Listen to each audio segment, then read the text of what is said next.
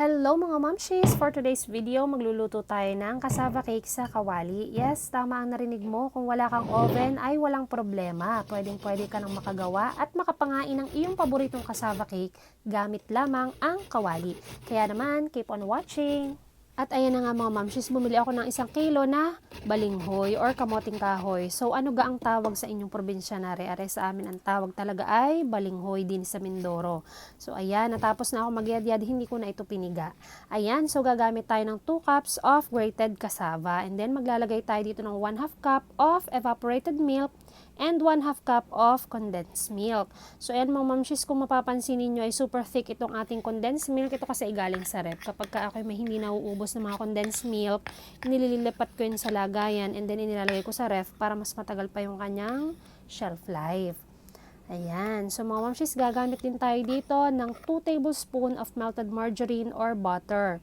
So ayan, depende na sa inyo kung anong gagamitin ninyo. So maglalagay din tayo ng 1/4 cup of brown sugar. Pwede rin naman ang white sugar kung wala kayong brown. Para sa akin, mas moist at mas mabagkat ang brown na asukal. Ayan, so mga mamshis, haluin lang ito ng mabuti hanggang sa magsama-sama itong ating mga sangkap at matunaw na yung kanyang asukal. At maglalagay din tayo dito ng konting-konti lang na lihiya, 1/2 teaspoon lang, para lang ito may dagdag ligat sa ating cassava cake.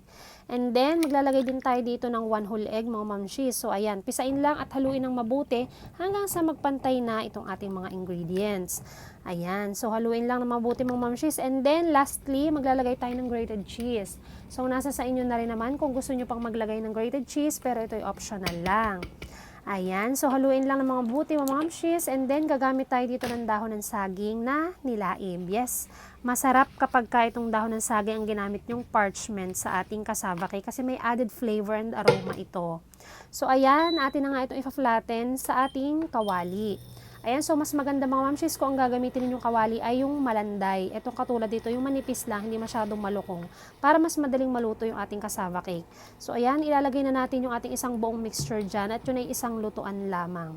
So ayan mga mamshis, ilalagay na natin and then ang gagawin natin dito, ito ay ating lulutuin sa loob ng 30 to 40 minutes. Idilipat ko sa gasol kasi mas tansya ko yung init ng gasol. So sa mahinang apoy lang, ay atin itong lulutuin sa loob ng 30 to 40 minutes. At pag nasa around 20 minutes na mga mamshis, lagyan nyo na ng takip ulit ng dahon ng saging yung ibabaw. Hindi natin inilagay kanina kasi yan ay maglalahok.